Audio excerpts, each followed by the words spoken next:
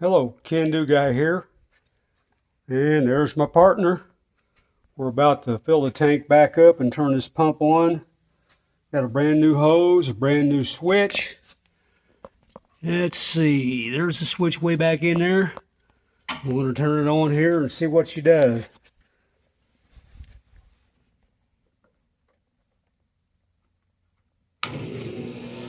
Switch lights up. Pump's working. Brand new hose. No leaks.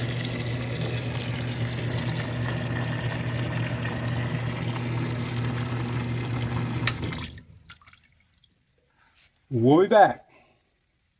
Okay, we're back. This took 8 1-gallon jugs. We'll see what it looks like. It came up to the rim where it's not painted. Almost covers the filter up all the way. I believe that's all I need to put in there.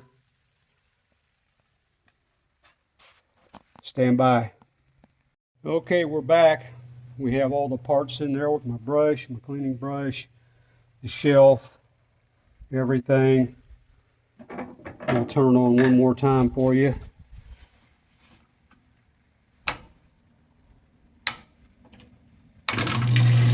There she goes. Looks like everything's working.